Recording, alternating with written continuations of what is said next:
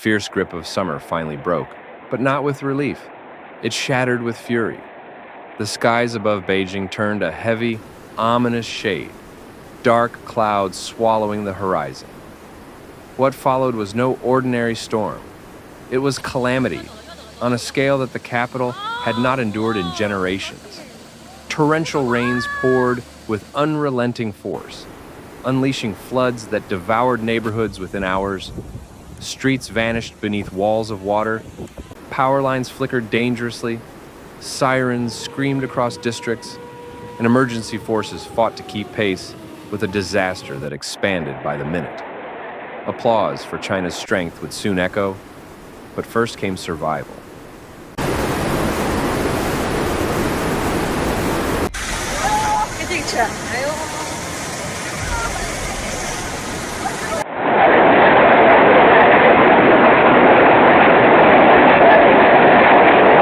In the northern reaches, reservoirs swelled beyond capacity, pushed to their absolute limits.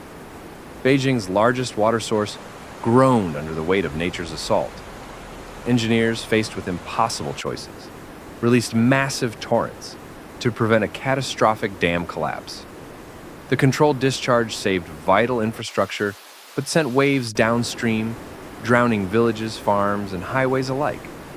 Families in low-lying regions fled with barely more than what they could carry, abandoning lifetimes of belongings in desperate haste.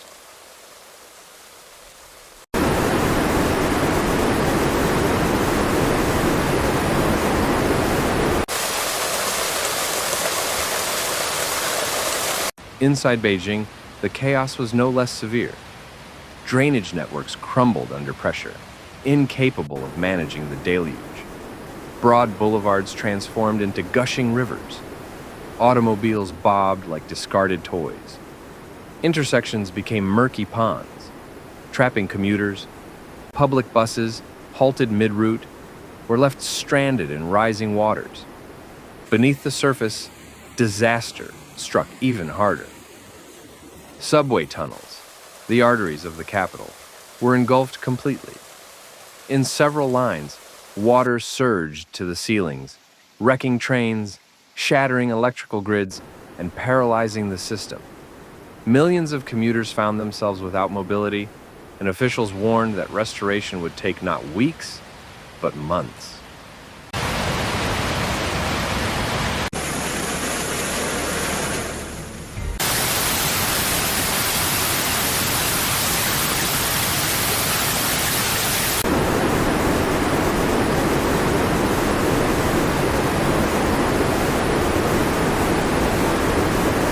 The destruction spread to the city's economic heart.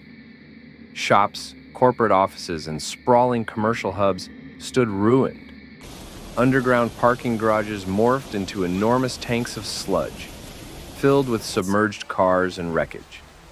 Basements of office towers flooded out, extinguishing power systems and obliterating storage.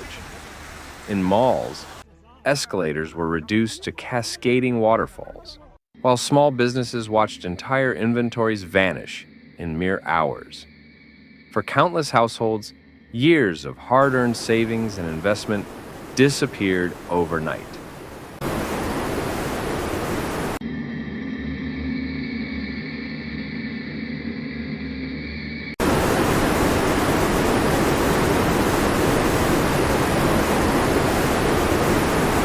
On the outskirts, the devastation stretched across the countryside.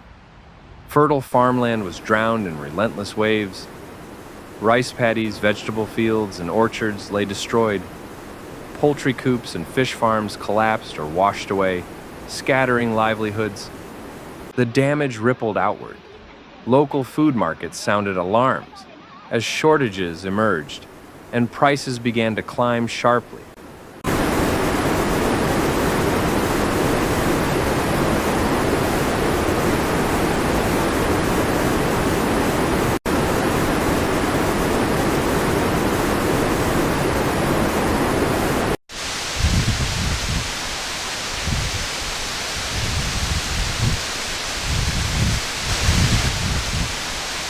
The storm's wrath was not confined to Beijing. Further south, in Guangxi, heavy rainfall mixed with fragile landscapes to trigger violent flash floods and lethal landslides. Hillsides crumbled, swallowing rural roads and cutting mountain villages off from the outside world. Mud-choked rivers surged with terrifying momentum, battering villages, erasing bridges, and severing entire regions from aid.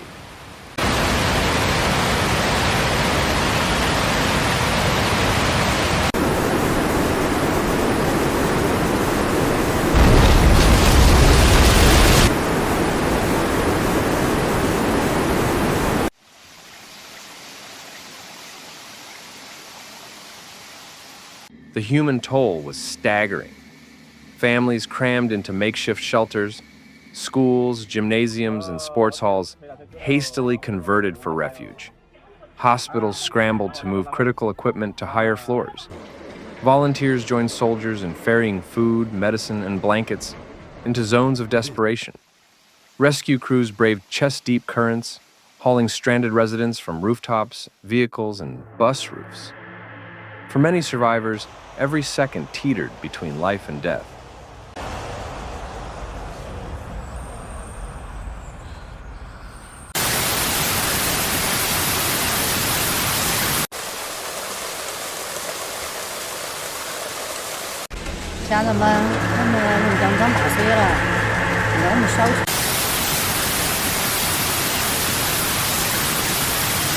Stronger drainage, reinforced riverbanks, resilient infrastructure, and forward-looking urban planning will determine survival in years to come. For millions touched by this flood, the scars are not easily erased.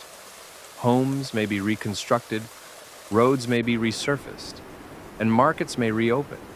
But the haunting memory of a drowning city and the looming dread of the next storm will linger.